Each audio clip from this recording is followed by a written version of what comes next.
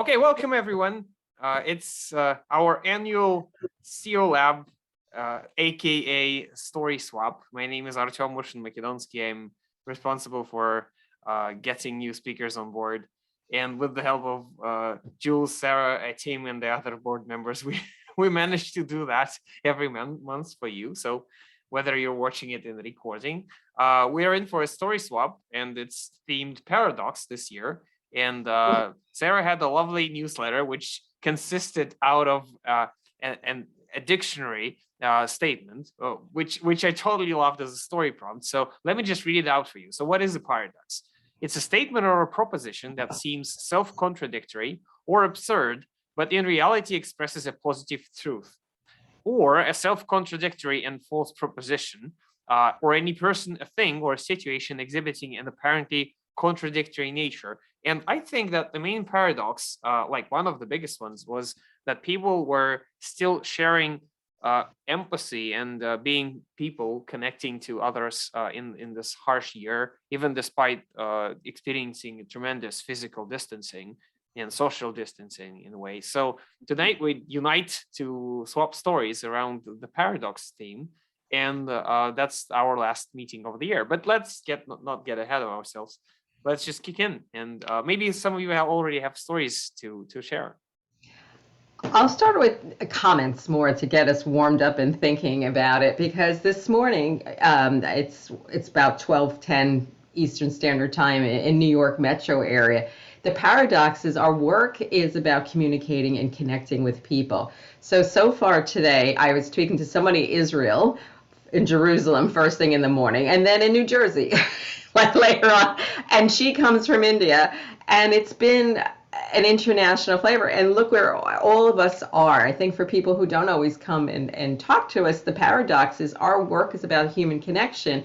And Artem is in Russia, Atim, you're in Maryland, Sarah's in California, and like I said, I'm in Metro New York. So the paradoxes this year is, for me, the frustration of not being in person as much as I want to, but the gift of being able to trot globally through the world through these little rectangles, and the gifts of learning along those ways.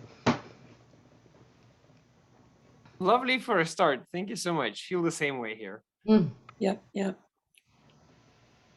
Yeah, that's been the plus and minus of the whole experience. And I have a poem to share written by Tom McDonald. It just came through the other day, A COVID Christmas.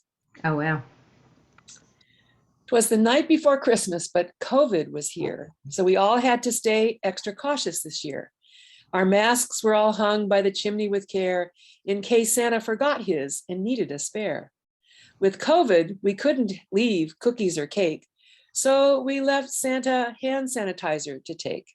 The children were sleeping, the brave little tots. The ones over 5 had just had their first shots. And Mom in her kerchief and me in my cap had just settled in for a long winter's nap. But we tossed and we turned all night in our beds as visions of variants danced in our heads. Gamma and Delta and now Omicron, these COVID mutations that go on and on. I thought to myself, if this doesn't get better, I'll soon be familiar with every Greek letter. Whoops, let me get back here. It still goes on. Let me get my thingy here. Then just as I started to drift off and doze, a clatter of noise from the front lawn arose. I leapt from my bed and ran straight down the stair. I opened the door and an old gent stood there. His N95 made him look pretty weird, but I knew who he was by his red suit and beard. I kept 6 feet away, but blurted out quick, "What are you doing here, jolly Saint Nick?" Then I said, "Where's your presents, your reindeer and sleigh? Don't you know that tomorrow will be Christmas Day?" And Santa stood there looking sad in the snow as he started to tell me a long tale of woe. He said he'd been stuck at the North Pole alone. All his white-collar elves had been working from home. And most of the others said, "Santa, don't hire us. We can live off the CERB now, thanks to the virus." Those left in the toy shop had little to do with supply chain disruptions. They could make nothing new. And as for the reindeer, they'd all gone away. None of them left to pull on the sleigh. He said Dasher and Dancer were in quarantine. Prancer and Vixen refused the vaccine. Comet and Cupid were in ICU. So were Donner and Blitzen. They may not pull through. And Rudolph's career can't be resurrected. With his shiny red nose, they all think he's infected. Even with his old sleigh, Santa couldn't go far. Every border to cross needs a new PCR. Santa sighed as he told me how nice it would be if children could once again sit on his knee. He couldn't care less if they're naughty or nice, but they'd have to show proof that they'd had their shot twice. But then old Twinkle returned to his eye, and he said that he thought brought me a Christmas surprise. When I unwrapped the box and opened it wide, starlight and rainbows streamed out from inside. Some letters whirled around and flew up to the sky, and they spelled out a word that was 40 feet high. The first was an H, then an O, then a P. Then I saw it spelled hope when it added the E. Christmas magic, said Santa as he smiled through his beard. Then suddenly, all of the reindeer appeared. He jumped into his sleigh and he waved me goodbye. Then he soared o'er the rooftops and into the sky. I heard him exclaim as he drove out of sight, "Get your vaccines, my friends. Merry Christmas. Good night." Then I went back to bed in a sweet Christmas dream of a world when we'd finished with COVID-19. Oh, wow. Thank you. That's brilliant. Isn't And that great? Yeah. a great balance of Send us tearing the up link. and laughing at the same time. It's like, I don't know who Tom McDonald is, but I appreciate his This is so awesome. creativity. Yeah. Yes, Oh, absolutely. there you go. Look at Santa with his beard. His mask. Yeah. Sort of captured the zeitgeist of what we're living through now. Mm-hmm. So Sarah, please send that on Absolutely. to us. Oh, sure will. Be happy to. We can attach it I'm, to the I'm actually website gonna as I'm well. actually gonna try and translate this one because Yeah. this is so funny. I mean, I don't know if I did a managed poem- to. I did a poem about that, a metaverse and all digital, but this was brilliant. This just captured the whole year experience in that And I poem. love that it's got the positive, you know. Yeah, it's got- absolutely. Exactly. Lovely, Sarah. Thank you so much. And it actually like tells us, I think this poem tells us a vision for a future story where the world is different than now, Mhm. because it's in a way, vaccine is a paradox by itself, because that's the most progress we had with the second most complex system in our body after the Mhm. brain and the nervous system, and yet this progress is totally negated by some, and which is crazy. I mean, it's how many stories do people tell themselves about the vaccine and it being something like, Mhm. that's a paradox there too. So Yeah. Yeah, there's a little video that's been going around on God's help desk. Have you seen that one? With Mhm. I could find, I guess I could find it. Yeah. Maybe well, so but the guy who's on the help desk said, "Oh, you're suffering from the 1D10T problem." And just write it down, 1D10T.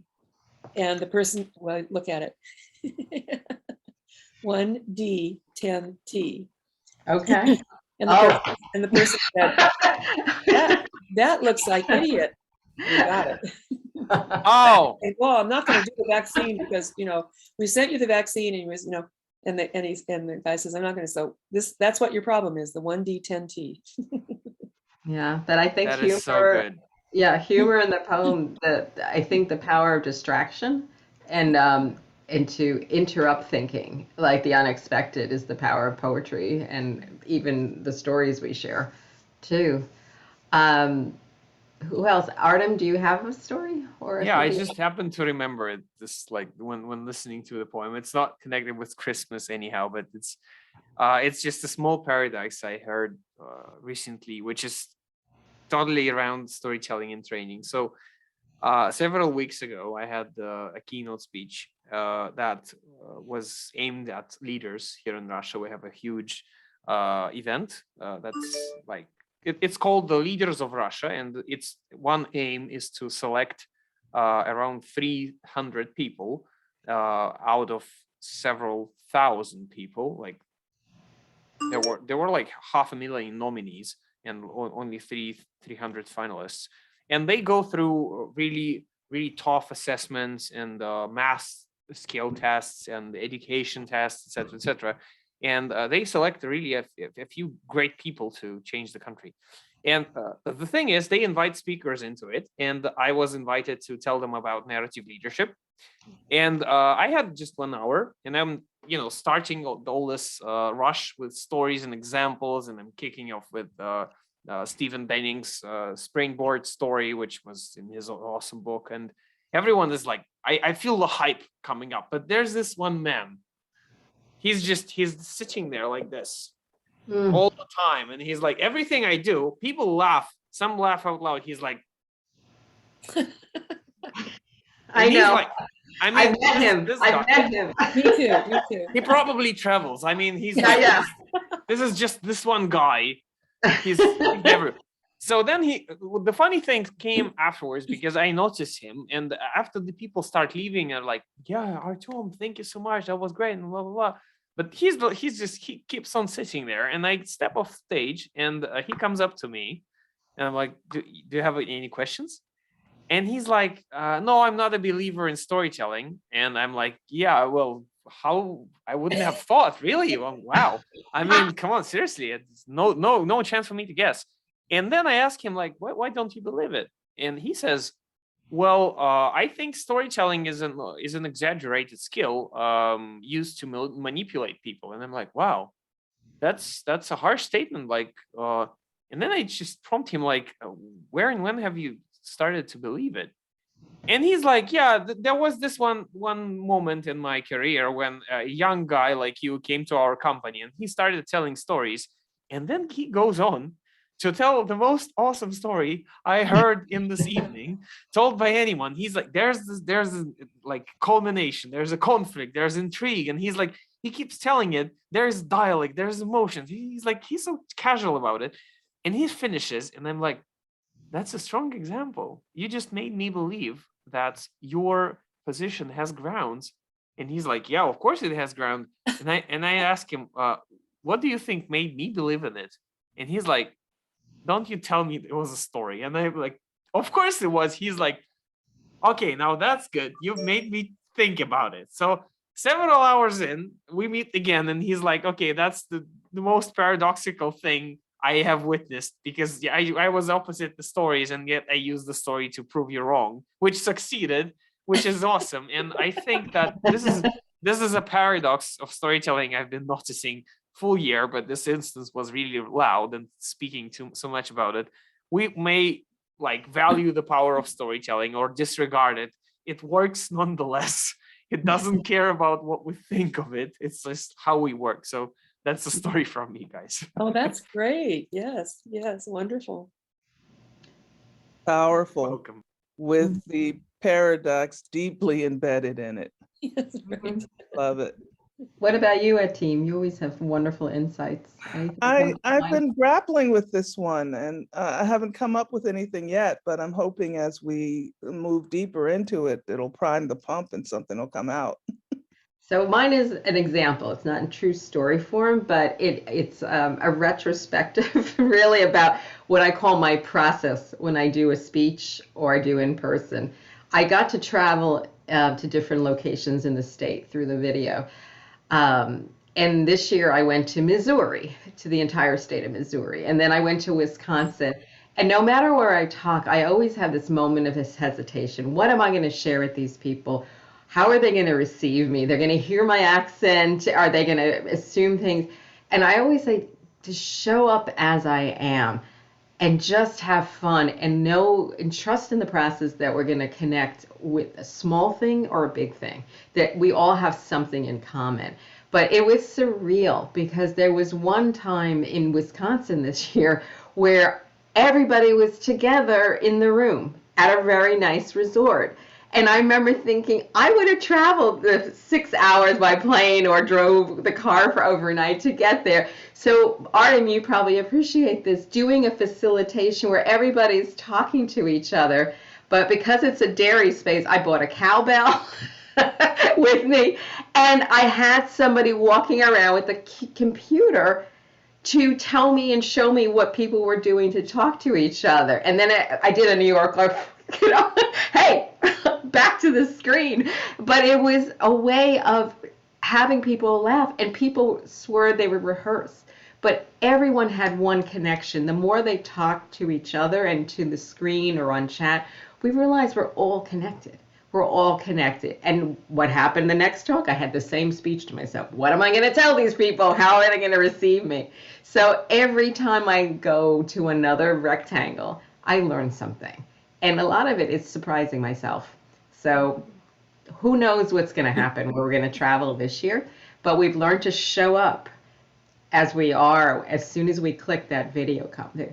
I mean, I've been that person. My first YouTube video years ago, I was like, you think I was hitting the red button for an explosion. And now you just show up and you say, well, we'll just take it as it comes and meet people where they are. So not quite a story, but I just think it's been a big lesson for me that I have to keep reminding myself. So, yeah. Good. Thank you so much. Yes, That's a lot. I can imagine you going around with this bell. Had to do something. This image will stay with me forever.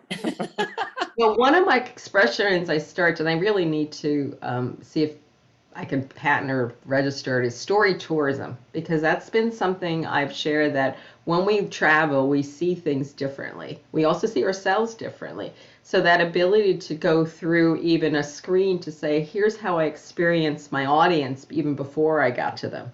I start to imagine them. I start to visualize what they're experiencing and see, what do we have in common, is something. And it's being a story tourist and appreciating more about them than about me as the presenter, and figuring out what I can mirror back to them they may not be aware of. If they got, how you say, like sometimes we don't see what's next to us, something that's unique in our own abilities or community. So it's been fun and also amazing. So will you write that up? Will you write a little article? I should. Thank you very much for being prompt. Well, and I would love to put it in our Storytelling Association of California newsletter, of which I'm an editor. Okay. That's my homework assignment for the holidays. That would be lovely. That would be great. We're hanging close, so we have more time to do creative things. Excellent. Excellent. All right, story tourism. Got it. Thank you. Thank you. The team loved it as well. To-do lists everywhere here. When we have visitors in our home, I usually give them 2 assignments. I ask them to sign our guest book, and then I come at them. Where is it? Hang on just a second. Yeah. I usually come at them with this funky little carving that I picked up in West Africa, right? They say that they used it on the trans-Saharan trade route. Wow. To feed the horses. I don't know if it's true or not, but I bought it anyway. And generally inside there are cards, but because we lost the top, I decided to put it in the star box. And this is an example of a collage that I did. Beautiful. Lovely. You'll see the tiger. Can you see the tiger? Yes. Yes, The tiger. I started this in the year 2010, which was the year that my first grandchild was born. And she was born the year of the tiger. So there she is. But there are other things there. This one I find quite troubling. You may remember Abu Ghraib and the paradox of representing the land of the free and the home of the brave, and then having that image seared into your consciousness. But there's also cosmic truth there. At any rate, the idea is that when you come, I hit this 3 times, and then I say to my visitor, it is said that your higher self draws unto you that which you need or express. So I want you to reach in, don't look, pick 2 cards, any 2 cards. So I'm going to dig in here and pick 2 cards. Here's 1, and here's 2. And I'll share these with you. Being with nature will give you the answers. That's the first one. From Angel Wishes. Actually, both of these came from Angel Wishes. And what seems impossible is possible. Believe. So those were the two messages for today. And perhaps there's a paradox embedded in there. But that's part of our welcome tradition. It's something that we've done in every country where we've lived. Wow. And I've got guest books going back to the 1990s. Oh, I think wow. at some point I'll sort of maybe visit those guest books and see how many people we continue to be connected with and whether we can restore some connections.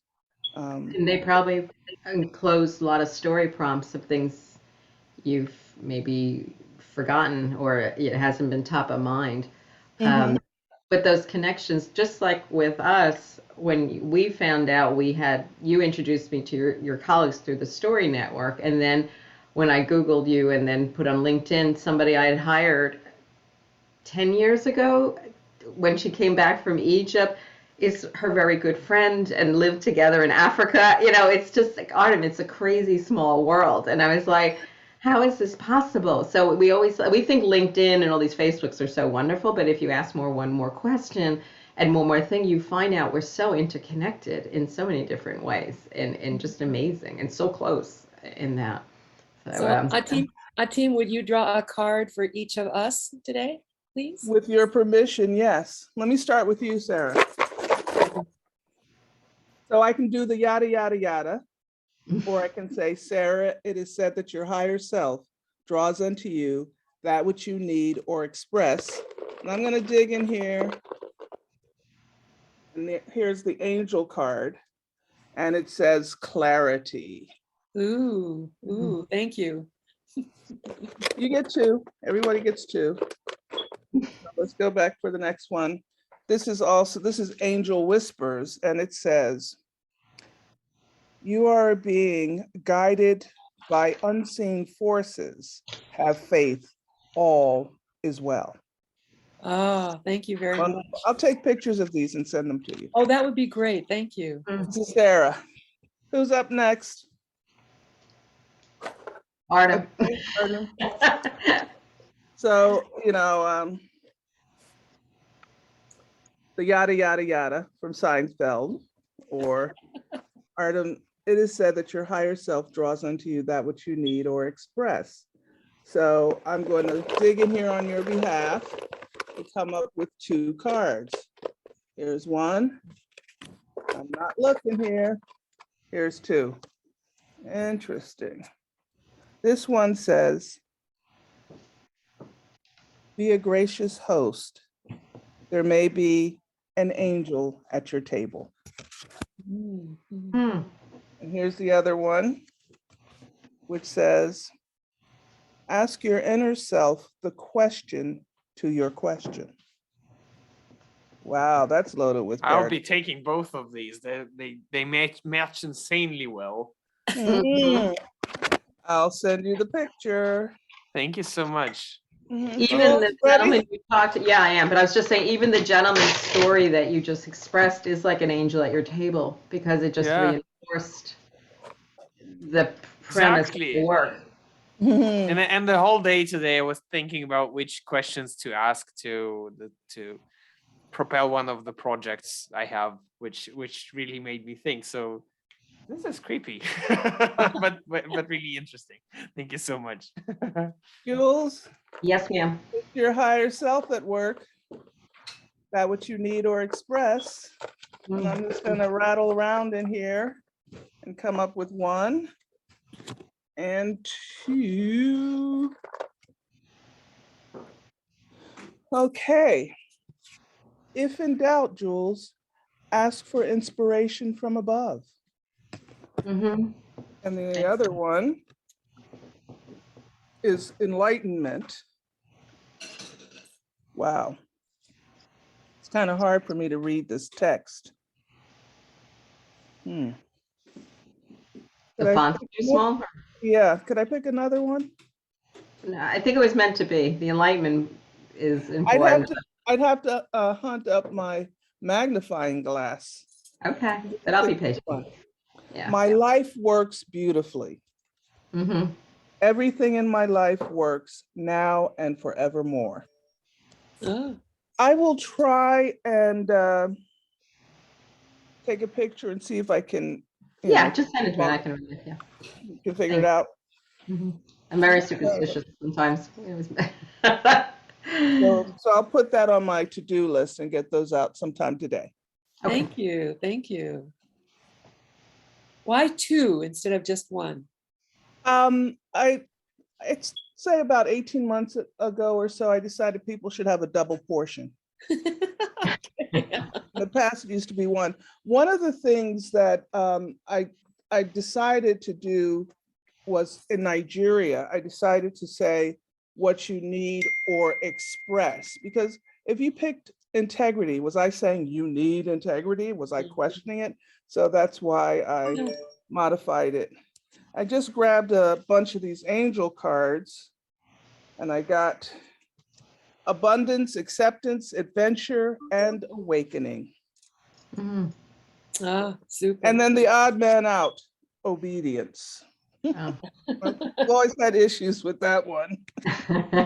Obedient to whom? Exactly. Right. And to what end? And here's a thing for all of you that I actually do have these cards. It's a project. It's got the cards, and when I do workshops, I give people 2, one for them and one to pass on. Huh.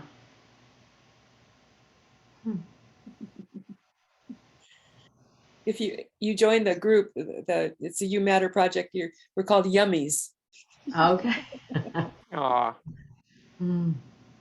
So, any inspiration about the prompts that come to mind? I mean, I know for me, the biggest exercise lately, especially the last 2 years, is when things are swirling around, is to tell myself you are where you're supposed to be, and also to listen, just to be still for a while, whether that was starting to practice some meditation in my own flow, but just to be still. So you're giving it a reminder to say keep listening to gut and to what I may not be paying attention. So I think that's a very, very helpful one. And the one on enlightenment, I think sometimes our answer, hello, is hiding in plain sight, just like our stories are when on see certain things. Hello, Carol, welcome, welcome.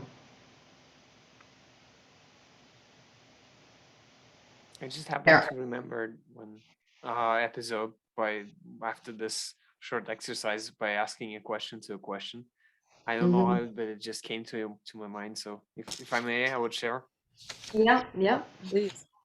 Okay, so I just had this client who was working in the bank, and she was actually one of the like people who were at the training program that I led. And recently, she asked me if it's okay to, to have some extra days for the homework, because she was actually going to use the story that I asked her to, to create at one of the events. And it so happened that she was actually going to present in the university where we both studied, in the span of 10 years. So she graduated 10 years before I did in a different faculty, but the same university. So I asked her what she would like to share. And she said that with this story, she would like to share what inspires her about her job. And in the first version of the story, she told how she came to realize that this job gave her opportunities to talk with clients, to develop her soft skills, etc., etc., etc. And it really felt like more of a some kind of a sale that we do when we describe our job. And I asked her to dig deeper, and I said, have you ever experienced the desire to leave your job? And she said, yeah, that happened. And she told a story in which she really was desperate, and she had several job offers, but before admitting to any one of them, she really said some excuse to the people and quitted. And then I said, well, what made you stay? And she said, I don't know. We dug a bit deeper, and then she remembered the story from one of the projects in the early years that she led. And she told me about how it was really inspiring about her work in a project. She invests into projects in the name of the bank, so the project can be, held. And she said, I had this was the first job where I had the feeling that the people I read on the paper, the description of the project, they are going to get new houses, new opportunities, new something in their life coming. And this gave me an incredible energy, even despite all of the perks in the company. And this memory that she shared was so powerful that it brought me to tears. And then I asked if she would like to share it, and she said, "Well, only if I can trim and cut off the part where I said I felt miserable about my job." And I instantly felt that this story will definitely lack if she wouldn't have begun with the point where she is desperate and she have come to feeling not so desperate. And that's, for me, is a paradox, because the more darkness you show, the brighter the light in the end of the story. And I think that's something embedded in any of them. And she eventually shared it, and she got applause from all the faculty, and she said that she really understood this concept.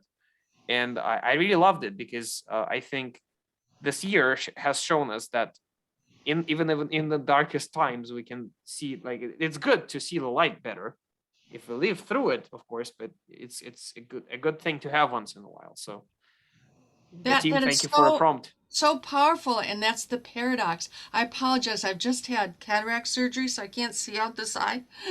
Oh my goodness. Well, thank you for joining us, and that's an important operation.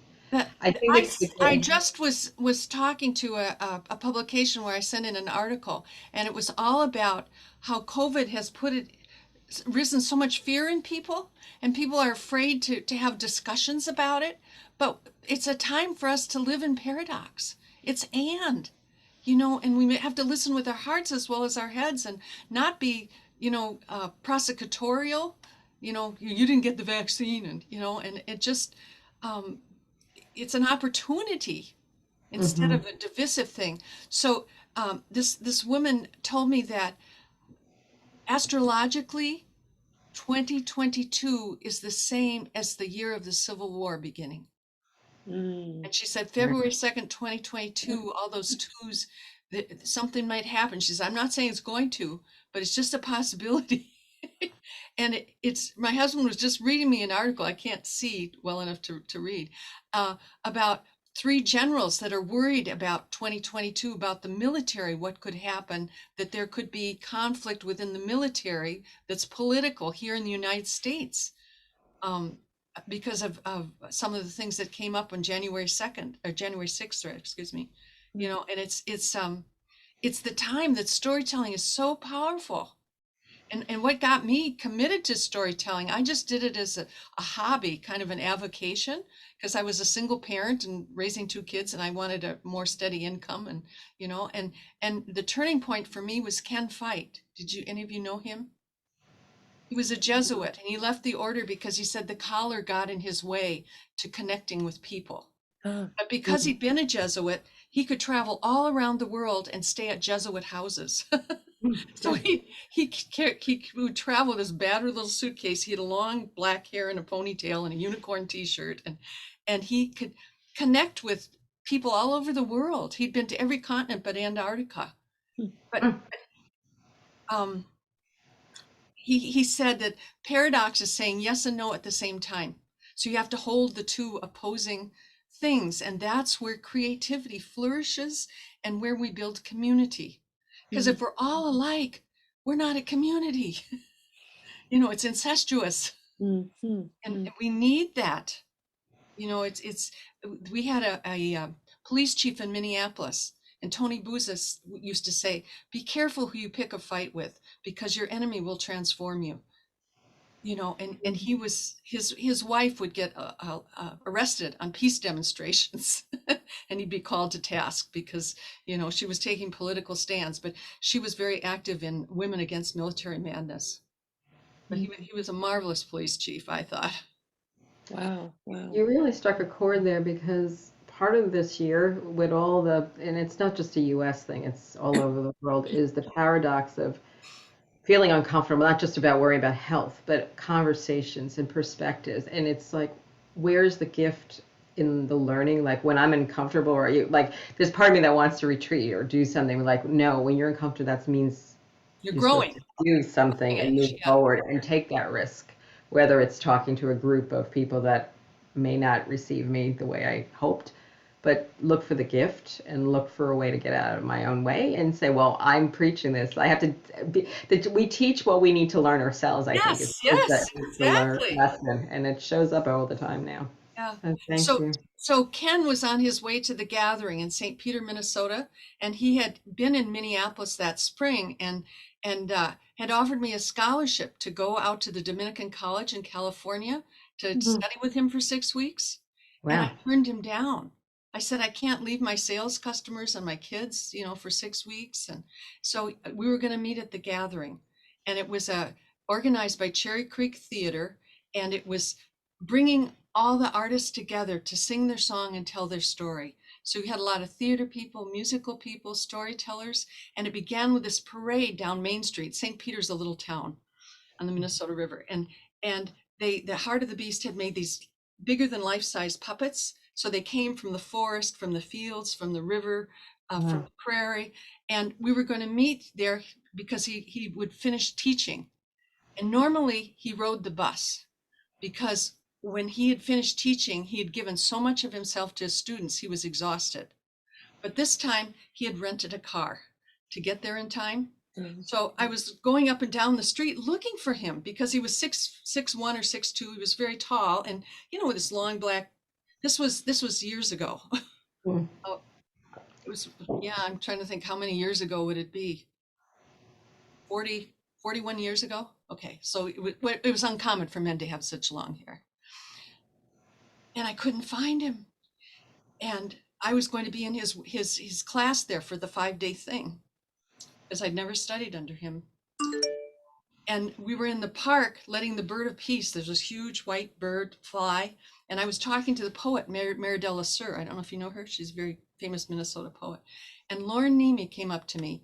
And if you know Lauren, he's not a typical emotive kind of person. And he said, Carol, you have to come with me. And I said, I just met Mary de la Sur. We're talking. And he said, no, you have to come with me. And he took my hands in his. He actually took my hand and he led me off to this quiet part of the park. And he had tears in his eyes. And he said, Carol, Ken Fight is dead. He fell asleep at the wheel of the car trying to get here on time. He was 40 years old. Oh, no. And he was a transformational person in the storytelling community because he had offered these scholarships to budding storytellers. Lauren had one and gone up to Toronto and studied with him. And we had a memorial service to him at the gathering, and it would have been his performance time in the evening. And people told his signature stories. His most of his stories were like parables. They were very short. And he was just a powerful storyteller and had launched so many storytellers. What was his last name, Carol? Ken Fight, F-E-I-T. Thank you. It's from Chicago originally. But just, he had helped me so much personally, working through the death of my mother, and at the same 3 years, the death of my marriage, and saying that I needed to make a ritual, and stories were healing. And, he used storytelling not just for entertainment. He never stopped being a priest, I don't think. Yeah. He's very, and I remember I met him at my first storytelling conference at the University of St. Catherine's. And I was still married at the time. And I asked my husband to come and bring our 2 young boys in the evening when Ken was performing. And my husband just dropped them off. He wouldn't stay. And Ken, part of his performance is he would teach about life and death. And my boys, I was forbidden by my 2 sisters to tell my children that their grandmother was dying. They didn't think young children should have this information, but we lived 1 day's drive away. She was way up on the Canadian border. So they could see between visits that she was declining. She had ALS, amyotrophic lateral sclerosis, and it was a 3-year death process. So they could see something. She wasn't getting better, So Ken told the story And at the reception afterwards, he cut them these beautiful little unicorns out of origami paper. They were just gorgeous. And on the way home, the boys said to me, and we're talking like 7 and 5, the 7-year-old said, "Grandma's dying, isn't she?" Because he had, part of his performance, he'd done happy birthday to the flame, happy death day to the match. And all these, a lot of his stories were about life and death. And so I could say to my sisters, I never told them. They, they figured it out, but he helped them figure it out. And he was just such a beautiful human being. And when he died, then I got serious about storytelling, because I thought, wow, Yeah. who's going to carry on his vision? But Thank you, Carol. Yes. welcome. It's I interesting. think- About what Artrim said about the juxtaposition of dark and light, Yeah. of that trauma and the healing. And this year, as you know, I've been on this journey to understand my mother's life and death. And as you talked about that, Artrim, that came to the fore for me, and the healing work that I'm doing intergenerationally to acknowledge her life and also provide some answers to my siblings and our family about her. So I'm glad that we have this space, and I'd like to thank you for being part of my community to help me to explore these issues. And to you, I'd say, Carol, that story is the oldest technology that we as a species have developed, not only for teaching, but for healing work, powerful healing work. Yeah, and one of the questions that I struggled with, is it Etem? Is that how you say your name? A team. A team was why good people. My mother was 60 when she passed. She just turned 60, and she was such a caring, loving person, but she was caretaker in capital letters. She was taking care of everyone else. And they had this sick joke at the University of Minnesota. The nurses, they asked me about her if she was a caretaker. And they said, it's our experience that a lot of people that have ALS take care of everybody but themselves. That they're sacrificial lambs, kind of. They give everything away, and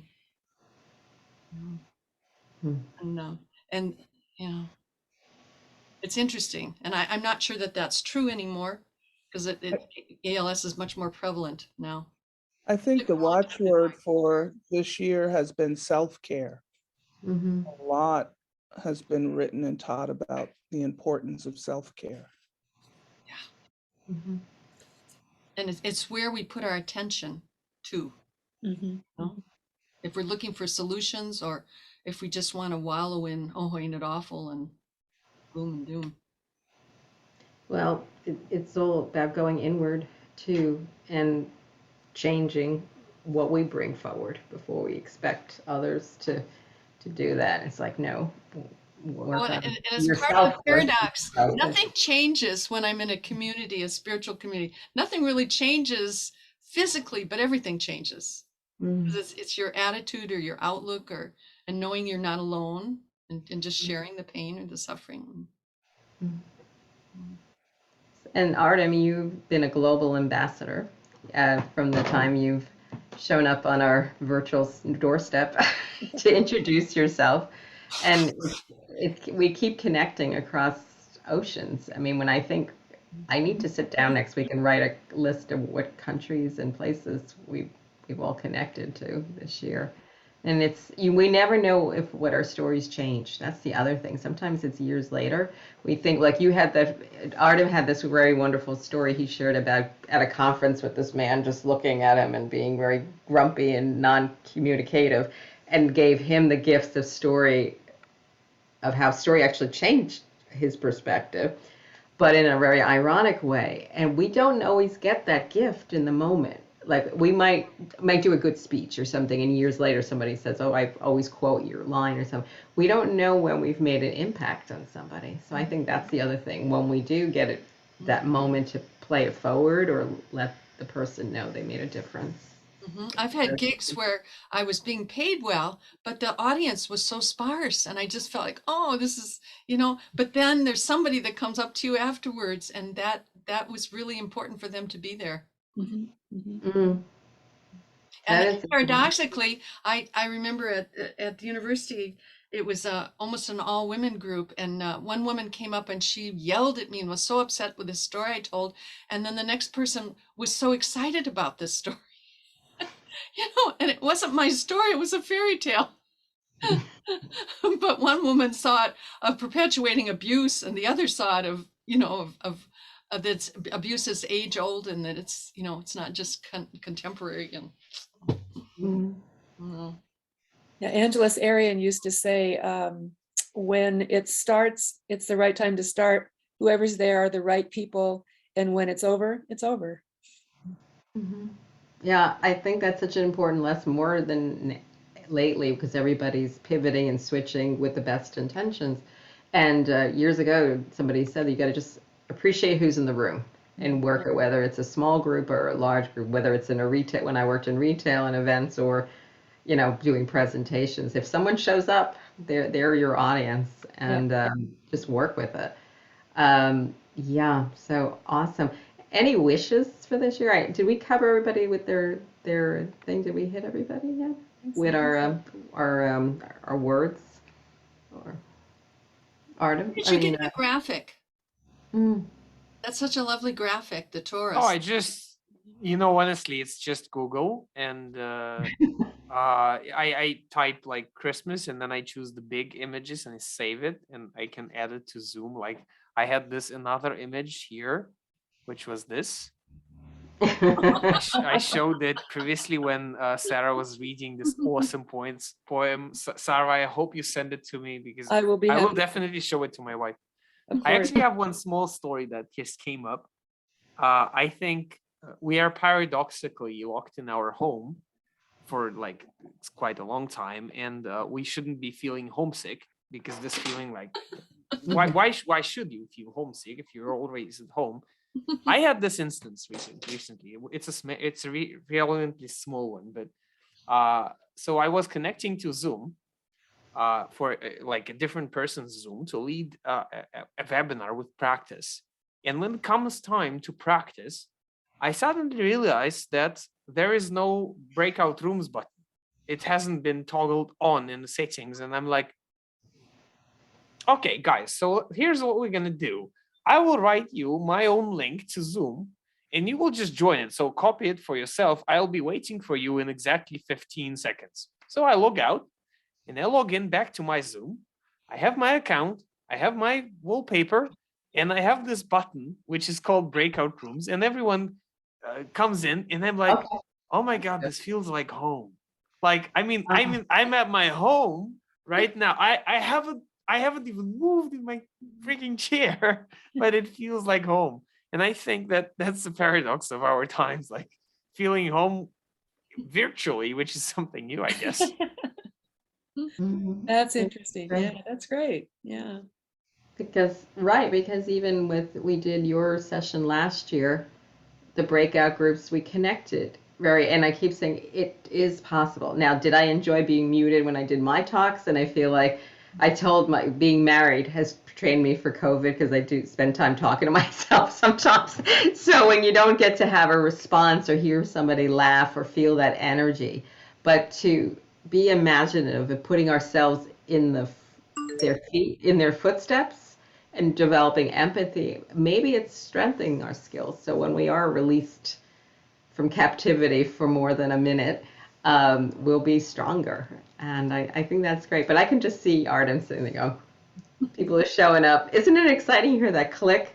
I still get excited when I see faces or the spinning. I haven't lost the enthusiasm. It's like they're here, they've signed in. So whether it's a handful or lots, I haven't lost the glow. So. And it's so wonderful when you can record things, and then people, it may not be in their schedule that they can do it now, but later. They don't get the interaction, but they get some of it. Yeah. Mhm. It's been so wonderful for NSN and some of the other storytelling groups to record stuff. Yeah. Sure.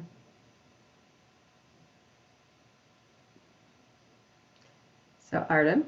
Jules, Yes. you were going to raise the question of wishes. Yes, thank you. We have a few minutes left and we can go, oh, I'm not sure. I think our NSN cuts you off right away. They don't give you a window. Wishes. Any wishes that you have right now that you're putting forward? That people be more hopeful and creative in 2022 and grow in that. Mhm. Mine is listening. I'm more than just ears, but in heart. Mm, mm, mm. Building compassion, being conscious of working on compassion. Mhm. For me, it's peace, Mm, inner peace through the entire continuum to world peace. mm. A creation reconciled with the divine. For me, I guess it's a hope that if it feels painful and bad right now, it is only a measure of how good it feel in the end, where we hit the happy ending. So it's just like the deeper the contrast, the better the happy ending, Mm, I guess. And I think with that, it's been so more precious when we do things, when we do have a three-dimensional experience or CFO, there's something very special. So we're Don't take paying hugs for attention granted. Yeah. and nuances much more too.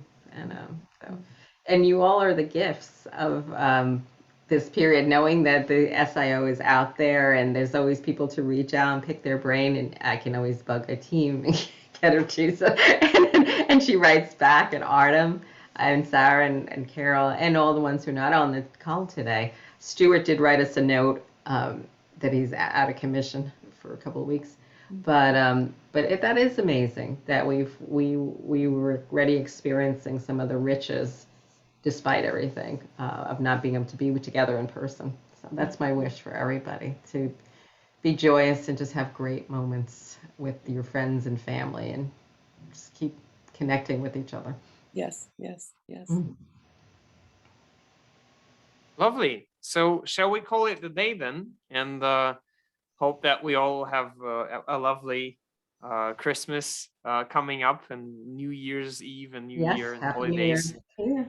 And Yes. we will see each other in the next year. And for all of you watching, we already have the first lab, the first SEO lab of the 2022, which will be Elizabeth Stork, Dr. Elizabeth Stork, talking about how gender and gender studies and gender are connected to stories in organizations and groups, which is a really relevant topic. So more on that later. We are still preparing some materials.